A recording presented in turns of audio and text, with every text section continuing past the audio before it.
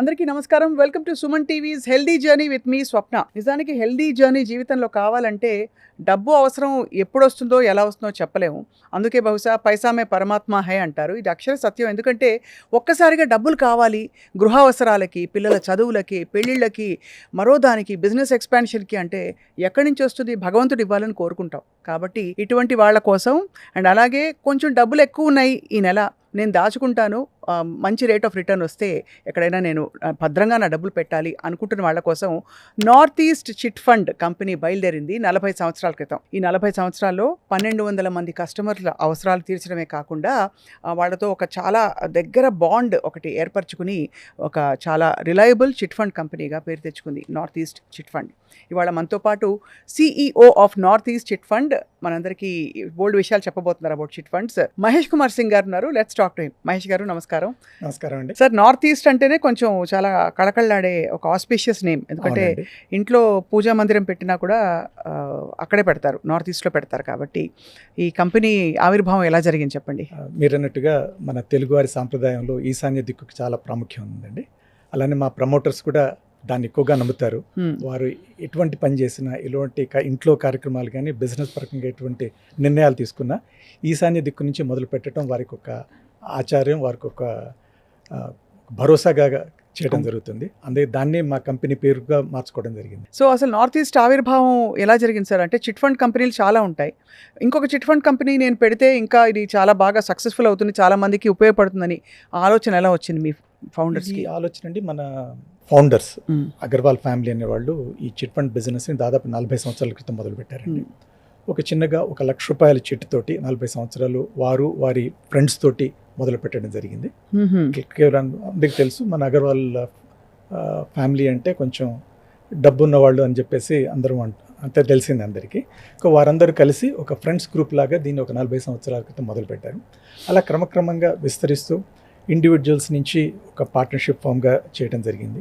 దాని తర్వాత ఒక 8 సంవత్సరాల క్రితం దీన్ని ఒక కంపెనీ ఏర్పాటు చేయాలి, ఒక కార్పొరేటైజేషన్ దిక్కుగా వెళ్ళాలి, ఫండ్ యాక్ట్ 1982 ప్రకారం ఒక పద్ధతిగా దీన్ని బిజినెస్ చేయాలనే ఉద్దేశంతో 8 సంవత్సరాల క్రితం ఈ కంపెనీని స్థాపించడం జరిగింది. చిట్ ఫండ్ కంపెనీలో ఎలాంటి వాళ్ళు డబ్బులు పెట్టడానికి ఇష్టపడతారు, లేదు డబ్బులు తీసుకోవడానికి ఇష్టపడతారు? మీరు ఇందాక చెప్పినట్టుగా అండి, డబ్బు అనేది అందరికీ అవసరం అండి. కానీ ఇందులో అంటే ప్రతి ఒక రకమైన బారోయింగ్కి అవసరం ఉంటుందండి, అలానే సేవింగ్స్ కూడా అవసరం ఉంటుంది. కాకపోతే ఇలానే మనం బ్యాంకులు కానీ, NBFCs కానీ ఎక్కడికి వెళ్ళినా కానీ వాళ్ళ ఇచ్చే ప్రోడక్ట్స్ లోపల ఐదర్ అదొక బారోయింగ్ ప్రోడక్ట్ అయి ఉంటుంది, లేకపోతే ఒక సేవింగ్స్ ప్రోడక్ట్ అయి ఉంటుంది. చిట్ ఫండ్ అనేది ఒక ప్రత్యేకమైన ఇన్స్ట్రుమెంట్ అండి.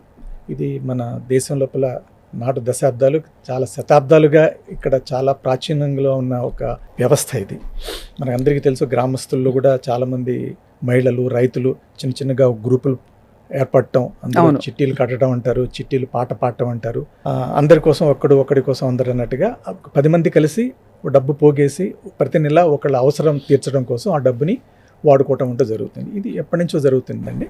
దీన్ని ఇప్పుడు ఒక కార్పొరేటైజేషన్గా, ఒక లీగలైజేషన్గా, ఒక పద్ధతిలో గత 40 సంవత్సరాలుగా మన దేశం లోపల దీన్ని స్థాపించడం జరిగిందండి. ఈ ఇందాక చెప్పినట్టుగా 40 సంవత్సరాల నుంచి ఏదైతే బిజినెస్ చేస్తున్నామో, ముఖ్యంగా మేము ఒక 3 రకాల సెగ్మెంట్స్లో ఆపరేట్ చేస్తుంటాం. అంటే మన దగ్గర చిట్స్ 5 లక్షలు, 10 లక్షలు, 15 లక్షలు, ఇలా 30 లక్షల వరకు ఉన్న చిట్స్ ఏ ఉన్నాయో, వీటిని ముఖ్యంగా మేము మిడిల్ క్లాస్ సెగ్మెంట్ కోసం ఇవి ఆపరేట్ చేస్తాం. 30 లక్షల కంటే పైన 50 లక్షలు, 1,25,00,000 వీటిని హై నెట్వర్త్ ఇండివిజువల్స్ కోసం దీన్ని చూస్తుంటాం. దీనికంటే పైన అంటే 1,25,00,000 కంటే ఎక్కువ 2.5 కోట్లు, 5 కోట్లు, 10 కోట్లు అలాంటి చిట్స్ మేము కేవలం MSME సెగ్మెంట్స్ కోసం చూస్తున్నామండి. మాకు చాలా MSME సెగ్మెంట్ నుంచి మాకు వస్తున్న ఆదరణ, ప్రోత్సాహం చాలా అద్భుతంగా ఉంది. అంటే మామూలుగా అదే బ్యాంక్ లోన్ తీసుకోవడానికి ఇటువంటి ఒక చిట్టీలో డబ్బు అవసరాల్ని తీర్చుకోవడానికి ప్రధాన తేడా ఏమిటి సార్? ప్రధాన తేడా ఏంటంటే, మన బ్యాంక్ లోపల మనం ఏదైనా మనకేమైనా లోన్ కావాలి అని మన బ్యాంక్ వారిని అప్రోచ్ చేసినప్పుడు మనం ఎందుకు ఆ డబ్బులు మనకు కావాలో వారికి చెప్పడం కంపల్సరీ.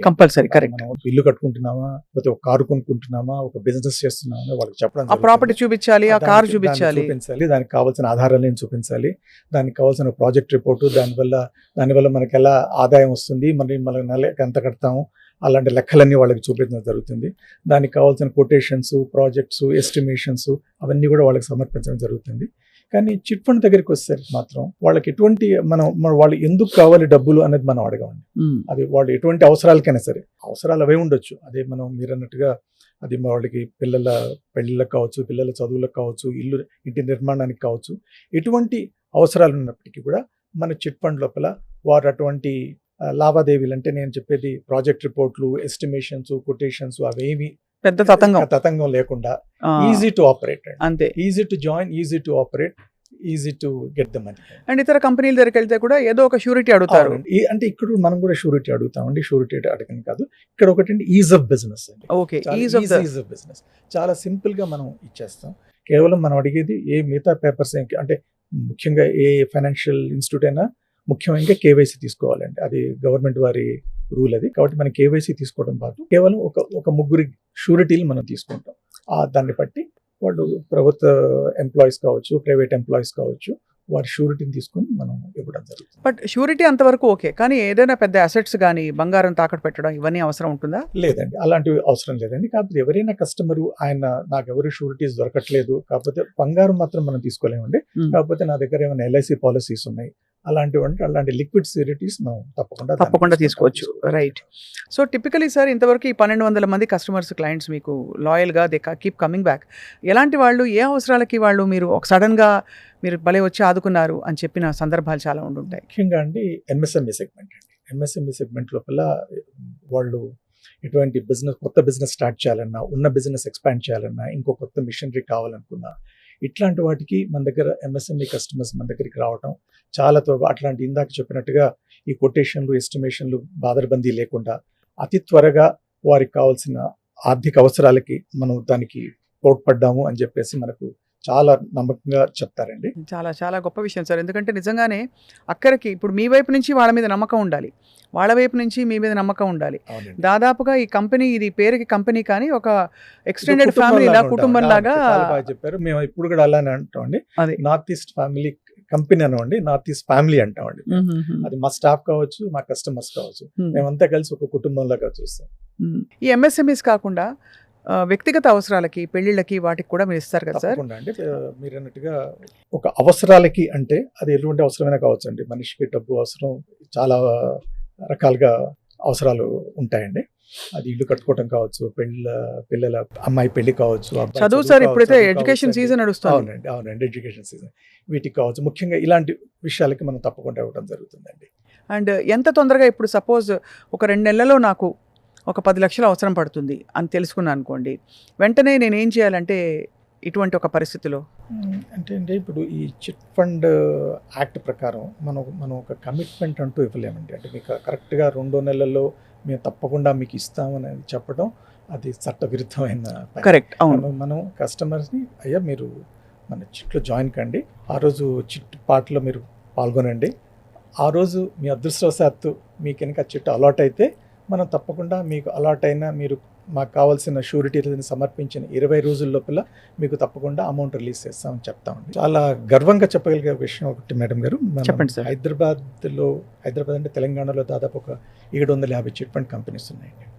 750 చిట్ ఫండ్ కంపెనీస్లో కూడా మనం ఒక కస్టమరు వారికి కావాల్సిన చిట్టు పాడుకొని వారికి అందుకు కావాల్సిన షూరిటీస్ కానీ, పేపర్స్ కానీ మనకి ఇచ్చిన 20 రోజుల లోపల తప్పకుండా అతనికి డిస్బర్స్మెంట్ చేస్తున్న ఏకైక సంస్థ నార్త్ ఈస్ట్ అని చాలా గర్వంగా చెప్పగలను. చాలా గర్వంగా చెప్పగలను. ఇది చాలా కస్టమర్స్ మా దగ్గరికి వచ్చి, అసలు మేము అనుకోలేదండి మీరు ఇంత తొందరగా ఇస్తారు, మిగతా అది ఇంకా లేట్ అవుతుంది, మిగతా వేరే కంపెనీల్లో మాకున్న ఎక్స్పీరియన్స్ని బట్టి ఇంకా లేట్ అవుతుంది అనుకున్నాం, కానీ మీరు మమ్మల్ని క్లీన్ బోల్డ్ చేశారు సార్ ఈ విషయాలు అని చెప్తారు. సో చాలామంది సార్ డబ్బులు దాచుకోవడానికి కూడా చిట్టీలు కడతారు. అంటే వాళ్ళకి వెంటనే అవసరం లేదు, కానీ వాళ్ళు అలా ఒక చిన్న చిట్టి కట్టి, నేను చిట్టి పెట్టి అది సేవ్ అవుతుంది, దాని మీద నాకు రిటర్న్ వస్తుందని, ఆ మోడల్ గురించి చెప్పండి సార్. ఇందాక మనం చెప్పుకున్నట్టుగా అండి, ఈ చిట్ ఫండ్ లోపల 2 రకాలైన కస్టమర్స్ ఉంటారండి. ముందు ఎవరైతే మన దగ్గర ముందుగా తీసుకుంటారో చిట్ అమౌంట్, వారంతా బారోవర్స్ అంటాము. అది కాకుండా చివరిలో తీసుకునే వాళ్ళంతా సేవర్స్ అండి. ఎకనామిక్ సినారియో చూస్తే వడ్డీ రేట్లు ఒకవైపు తగ్గిపోతున్నాయి, షేర్ మార్కెట్ చాలా వొలటాలిటీ ఉంటుంది. సో ఇలాంటి వాటిని తట్టుకోకుండా నాకు రిస్క్ ఫ్రీగా నేను ఒక దగ్గర ఏదైనా ఒక సంస్థలో నేను పెట్టుబడి పెట్టాలి, at the end of the day నాకు నా డబ్బులు ఒక రీజనబుల్ అమౌంట్ ఇన్వెస్ట్మెంట్ ఆర్ఓఐ తోటి నాకు వెనక్కి రావాలి అని ఒక కస్టమర్ అనుకుంటే చాలా నమ్మకంగా చాలా భరోసాగా మన దగ్గర ఇన్వెస్ట్ చేయొచ్చండి. అందుకని ప్రతి గ్రూప్లో కూడా మన దగ్గర సేవర్స్ ఉంటారండి. చివరి లోపల తీసుకున్న వారికి తప్పకుండా 12 నుంచి 15% ఇంట్రెస్ట్ రేటు తప్పకుండా వర్కౌట్ అవుతుంది. అంటే 12 నుంచి 15 అంటే దాదాపు మనకి ఎఫ్డీల కంటే చాలా చాలా చాలా మెరుగు. మంచి రేట్ అండి. ప్రస్తుతం మార్కెట్ పరిస్థితుల్లో చాలా మంచి రేట్ అండి. అందులో ఈ చిట్టీల నిడివి ఎంత చిట్టీల ఉంటుంది సార్? నిడివి అండి అది గ్రూప్ని బట్టి ఉంటుందండి. మినిమం 25 నెలల నుంచి 50 నెలల వరకు అండి మన కంపెనీ లోపల. అదే మనం చిట్ ఫండ్ యాక్ట్ కింద చూసుకుంటే అది 10 సంవత్సరాల వరకు చేయొచ్చు. కానీ 10 సంవత్సరాల వరకు ఎవరికి కష్టం కాబట్టి అంత లాంగ్ టైం హొరైజన్ ఉంచుకోవటం వరకు మనం 50 నెలల వరకు మనం సో చూస్తాం. సపోజ్ చిట్టి కట్టడం మొదలు పెట్టారు సార్ ఎవరైనా, మధ్యలో అర్ధాంతరంగా వాళ్ళు కట్టలేని పరిస్థితికి వెళ్తే టిపికలీ అలాంటి వాటికి పరిష్కారాలు ఉంటాయా? తప్పకుండా ఉంటాయండి. ఒక రకంగా ఈ కస్టమర్ తరఫున ఇంకెవరైనా కస్టమర్స్ వారి బంధువులు కానీ ఫ్రెండ్స్ కానీ వచ్చి టేక్ ఓవర్ చేసుకోవచ్చు. టేక్ ఓవర్ చేస్తాము అంటే సంతోషంగా దానికి మనం ఒప్పుకుంటామండి. ఆ మధ్యలో వాళ్ళిద్దరి మధ్యలో అండర్స్టాండింగ్ ఆయన అంతా కట్టాడు, వాళ్ళిద్దరి మధ్యలో ఆ డబ్బులు ఆయనకి వెనక్కి ఇచ్చి ఈ కొత్త కస్టమర్ని మనం ఆన్బోర్డ్ చేసుకొని మనం అతన్ని మన కస్టమర్గా భావించి ప్రయాణం చేయొచ్చండి. ఒక రకంగా అలా కాదు, నాకు ఇంకెవరికి నేను ట్రాన్స్ఫర్ చేయలేను, నా డబ్బులు నాకు వెనక్కి కావాలి అంటే మరి చిట్ ఫండ్ యాక్ట్ ప్రకారం మరి కంపెనీ కట్టవలసిన కమిషన్ ఒకటి కట్ చేసుకొని మిగతా డబ్బులంతా వారికి ఏ రోజైతే మనకు రిక్వెస్ట్ ఇస్తారో ఆ రోజు నుంచి 24 గంటల లోపల వారి అకౌంట్లో వేసేస్తారు. సో అది ఆ భరోసాతోటి వస్తారు అందరి మీద. తప్పకుండా అండి. ఎందుకంటే పరిస్థితులు ఎలా వస్తాయి చెప్పలేమండి. కరెక్టే మీరు అన్నట్టుగా మన చిట్టి ప్రారంభోత్సవంలో మన దగ్గర పెట్టినప్పుడు ఆశాజనకంగా ఉండొచ్చు. దాని తర్వాత ఏదైనా ఆర్థిక ఇబ్బందులు రావచ్చు, వాళ్ళు క్యాన్సిల్ చేసుకుంటారు. అలాంటి సందర్భాలు వస్తాయండి మన దగ్గర. వచ్చిన కస్టమర్స్ని ఎవరిని ఇబ్బంది పెట్టకుండా రీఫండ్ ఆర్ సబ్స్టిట్యూషన్ ఏదో ఒకటి తప్పకుండా చేస్తాం. ఇక చాలా మౌలిక ప్రశ్న, చిట్ ఫండ్ అనగానే అందరూ చిట్ ఫండ్ యాక్ట్ పరిధిలో ఇది చట్టపరమైన ఒక చాలా మంచి ఆప్షన్ అని తెలిసినా కూడా చిట్ ఫండ్స్లో మనం మోసపోతామేమో, ఏం జరుగుతుంది, మనకు ఎలా తెలుసు ఈ కంపెనీ విశ్వసనీయత అని చాలామంది కొంత ఆందోళన పడుతూ ఉంటారు. వాళ్ళకి మీరు ఏం చెప్తారంటే ఒక గుడ్ చిట్ ఫండ్ ఎలా ఉండాలి? చాలా మంచి ప్రశ్న వేశారండి. చిట్ ఫండ్ ఇండస్ట్రీ మీద కొంత అపోహ ఉండొచ్చు మార్కెట్ లోపల. అంటే దీనివల్ల బహుశా రీసెంట్గా కొన్ని స్కాములు జరిగాయి, మన రాష్ట్రంలో జరిగాయి, మన పక్క జిల్లాలో జరిగాయి, దేశంలో కూడా కొన్ని వేరే రాష్ట్రాల లోపల చాలా పెద్ద అమౌంట్స్ లోపల స్కాములు జరగడం వల్ల దీని మీద ఒక రకమైన మిస్అండర్స్టాండింగ్, ఒక రకమైన అపోహలు ప్రజల్లో ఉన్నాయండి. ఇవి ఇలా ఎందుకు జరుగుతున్నాయి అనేది మనం ఒకసారి లోతుగా వెళ్ళి చూస్తే 2 రకాలుగా ఉంటాయండి ఇందులోపల. ఒకటి ఏంటంటే కంపెనీ తరఫున వచ్చే ప్రాబ్లమ్స్, రెండోది కస్టమర్స్ తరఫున వచ్చే ప్రాబ్లమ్స్. మొదటగా కంపెనీ తరఫున వచ్చే ప్రాబ్లమ్స్ ఆలోచిస్తే ఇందులో అండి మనం 10 మంది దగ్గర డబ్బులు వసూలు చేస్తున్నాం, అందులో ఒక వ్యక్తికి ఇస్తున్నాం. ఈ ఇన్ఫ్లో అవుట్ఫ్లోని కంపెనీ ఒక రకంగా మేనేజ్ చేయగలిగితే పర్ఫెక్ట్ అండి. ఆ కంపెనీ ఒక విశ్వసనీయత, భరోసా అనేది తప్పకుండా కస్టమర్స్లో పెరుగుతుంది. అలా కాకుండా మనకి కస్టమర్స్ దగ్గర నుంచి వచ్చిన డబ్బులు మనం పాటపడిన కస్టమర్స్ ఇవ్వకుండా అది వేరే రకంగా కనుక ప్రమోటర్స్ కానీ కంపెనీ కానీ వేరే రకంగా దాన్ని డైవర్ట్ చేయడం జరిగితే అలాంటి డైవర్షన్ లోపల మళ్ళీ మనం కస్టమర్స్కి మనం డబ్బులు ఇవ్వలేకపోవడం, ఆ భరోసా తగ్గటం అనేది జరుగుతుందండి. అది చాలా చాలా విచారించదగిన విషయం. అలా చేయకుండా ప్రమోటర్స్కి కాన్ఫిడెంట్గా లేదు, దీన్ని నేను ఎందుకు డబ్బులు వచ్చాయో దానికే నేను వినియోగిస్తాను అని వినియోగించగలిగితే తప్పకుండా ఆ కంపెనీ స్థిరంగా లాంగ్ రన్ లోపల ఉండగలండి. మేము 40 సంవత్సరాలుగా ఈ బిజినెస్లో ఉన్నామంటే ఇలా మేము ఆ ఇన్ఫ్లోస్ అవుట్ఫ్లోస్ని మేము మేనేజ్ చేయగలగటం అది మా ప్రత్యేకత అండి. ఇక కస్టమర్స్ దగ్గరికి వస్తే ఇందాక చెప్పినట్టుగా ఒక గ్రూప్ లోపల 30 మంది 50 మంది కస్టమర్స్ ఉంటే అంతమంది కస్టమర్లు మనం కడితేనే మనం పాటపడిన కస్టమర్కి మనం ఇవ్వగలమండి.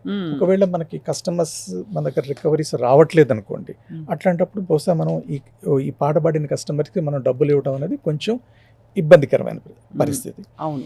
అందుకని మనం ఏం చేస్తామంటే అండి, మన దగ్గర తీసుకునేటువంటి కస్టమర్స్ని చాలా ఫిల్టర్ చేస్తున్నామండి. చాలా ఫిల్టర్ చేసి ఆర్థిక శాస్త్రంలో ఎప్పుడు చెప్తారు, ఒకటి ability to pay and willingness to pay అంటారండి. ఈ రెండు ability to pay and willingness to pay, అతనికి ఎంత ఆదాయం వస్తుంది అంటే ఎవరైనా వచ్చి ఎవరో ఒకళ్ళు వచ్చి వాళ్ళు నేను ₹1,00,000 చిట్టు కడతాను అంటే అది తీసుకోవడం బహుశా నాకు సంతోషమేమో, కానీ లాంగ్ రన్ ఆలోచించి అతను ఈ 1 crore చిట్ కానీ 5 lakhs చిట్ కానీ ఎంత అనుకుంటే అంత ఆదాయం వస్తుందా, అంత మనకు కట్టగలడా అని చెప్పేసి మనం అసెస్ చేస్తాం. అతని మిగతా సిబిల్ రిపోర్ట్స్, మిగతా రిపోర్ట్స్, అతని బ్యాంక్ స్టేట్మెంట్స్ చూసి అతని నడవడికి ఎట్లా ఉంది, కడుతున్నాడా ప్రతి నెల, అతనికి కావాల్సిన ఇన్స్టాల్మెంట్స్, ఈఎంఐస్ సక్రమంగా కడుతున్నాడా చూసి అప్పుడే మనం ఆన్బోర్డ్ చేస్తామండి. సో డ్యూ డిలిజెన్స్ అన్ని చాలా బాగా చేస్తామండి. బాగా బహుశా ఒక రకంగా కొంతమంది కస్టమర్లు దానివల్ల ఇబ్బంది పడతారేమో, కానీ లాంగ్ రన్ లోపల అది కస్టమర్స్కి, కంపెనీకి, మిగతా అందరికీ మంచిదనే ఉద్దేశంతో మనం చేస్తామండి దాన్ని. Right sir. మీకు మీ దగ్గర మామూలు మధ్యతరగతి అవసరాల కోసం చాలా ఇబ్బంది పడి, లేదు ఎవరో అవసరం ఉండి, డబ్బు అవసరం ఉండి వాళ్ళు వచ్చి మీ దగ్గరకు వచ్చి అప్రోచ్ అయ్యి చిట్టి కట్టి సకాలంలో వాళ్ళకి పాడి బై ఛాన్స్ వాళ్ళకి టైంకి డబ్బులు దొరకడం అన్నది, అది అలాంటి ఒక కేసు కానీ ఒక స్టోరీ కానీ చెప్పాల్సిందిగా కోరుతున్నాం. అలాంటివి కోకొల్లలండి. కోకలలు కానీ మేము అలాంటి వారందరి మనం వీడియో తీస్తామండి. తీసి మన కంపెనీకి ఒక యూట్యూబ్ ఛానల్ కూడా ఉంది. అలాంటి వీడియోస్ అంతా మనం మన యూట్యూబ్ ఛానల్లో అప్లోడ్ చేస్తాం. అది కొంతమంది కస్టమర్స్ వారే కాకుండా మొత్తం ఫ్యామిలీతో కలిసి వస్తారు మన దగ్గరికి. వారు, వారి స్పౌజ్, వారి పిల్లలు, వారందరూ ఆనందంగా వచ్చి మన దగ్గర ఆ రోజు ఎందుకంటే మనం ఇందాక చెప్పినట్టుగా 20 రోజుల లోపల వారికి ఇవ్వడం అనేది మనకు ప్రత్యేకత అండి. అందుకని ఆ 20 రోజుల లోపల వారు ఆ చెక్ తీసుకోవడం అనేది చాలా సంతోషకరమైన విషయం. సో కుటుంబం అంతా కలిసి మన దగ్గరికి వచ్చి వాళ్ళకి మనకు ఒక థ్యాంక్స్ చెప్పి వెళ్తారు. అలాంటివి మనం చాలా వీడియోస్ తీసి మన యూట్యూబ్ ఛానల్లో మనం అప్లోడ్ చేయడం జరిగిందండి. సార్, మీరు ఆర్థిక అవసరాలు ఎలా ఉంటాయో మీరు సీఈఓగా మీ అనుభవం ఈ కంపెనీతో మీ ప్రయాణంలో చూశారు కదా సార్. ఏమిటి అసలు డబ్బుల్ని సక్రమంగా ఖర్చు చేయడం, దాచుకోవడం వెనక మూల సూత్రాలు ఎలా ఉండాలి? వారెన్ బఫెట్ గారి సలహాలు చూస్తే ఒకలా ఉంటాయి, ఇంకొకళ్ళ సలహా చూస్తే ఇంకోలా ఉంటాయి. మీరు నేర్చుకునేది ఏంటి sir about saving and spending?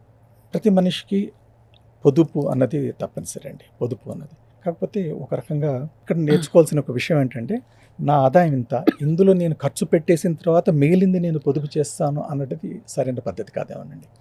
నా ఆర్థిక అవసరాలు అది, నా ఆర్థిక ప్రణాళిక ఇది, నా ముందు నాకు ఈ అవసరాలు రావచ్చు, దానికోసం ఎంత అవసరం పడుతుంది, దానికి నేను ఎంత సేవ్ చేయాలి, ఇప్పుడు దాని ప్రకారం ఖర్చుల్ని కొంచెం మనం కంట్రోల్లో పెట్టుకొని అంత అమౌంట్ కంపల్సరీగా మన ఫ్యూచర్ రిక్వైర్మెంట్స్కి తగ్గట్టుగా మనం ప్రణాళిక వేసుకొని సేవ్ చేయడం అనేది ఒక మంచి పద్ధతి అండి. దానికి ఇప్పుడు ఇందాక చెప్పినట్టుగా చిట్టి అనేది ఒక మంచి సాధనం అండి, మంచి సాధనం. When compared with any other instruments are available, risk free. ప్రస్తుతానికి షేర్ మార్కెట్ లోపల చాలా మంచి రిటర్న్స్ రావచ్చు, బట్ అందరికీ తెలుసు, అందరికీ ఆ ఎక్స్పర్టైజ్ అంటూ ఉండదండి షేర్ మార్కెట్లో ఉన్నది. జరిగినంత కాలం జరుగుతుంది, మరి చాలా ఉడుకుదుడుకులు చూసాం మనం మన దేశం లోపల. షేర్ మార్కెట్ లోపల చాలా రిస్క్ ఫ్రీగా సజావుగా జరిగే ఒక వ్యవస్థ అంటే చిట్ ఫండ్ వ్యవస్థ అండి. అంతే, చిట్ ఫండ్ వ్యవస్థ ఇస్ అంటే హాయిగా మనం నిశ్చింతగా మీద చేసుకొని ఉండగలిగిన వ్యవస్థ అండి. అండ్ అలాగే సార్, సేవర్స్కి సపోజ్ వస్తున్న జీతంలో ఏదో కొంత ఖర్చు పెట్టాక ఒక 50,000 మిగిలిపోతుంది బ్యాంక్ అకౌంట్లో, వాళ్ళకి ఏం చెప్తారు మీరు? చిట్ ఫండే బెస్ట్ అంటారా? ఇంకేమన్నా సలహాలు, సూచనలు ఇస్తారా? అంటే తప్పకుండా అండి. Don't keep all eggs in one basket అనేది ఒక ఎకనామిక్స్ లోపల ఒక మంచి సిద్ధాంతం అండి. అందులోపల majority of the amount you can certainly invest in the chit funds అండి. మిగతా అలానే డైవర్సిఫై చేస్తూ కూడా మిగతా అసెట్ క్లాసెస్ ఉన్నాయి. ప్రస్తుతం గోల్డ్ రేట్ చాలా బాగుందండి, అలాంటి గోల్డ్ ఈటీఎఫ్లో కానీ ఫిజికల్ గోల్డ్లో కానీ కూడా ఇన్వెస్ట్ చేయొచ్చు. But the best instrument in the today's market is a chit fund. Liquid, accessible, easy to operate, easy to get, easy to onboard, easy to exit. So ease of business at every stage of operation.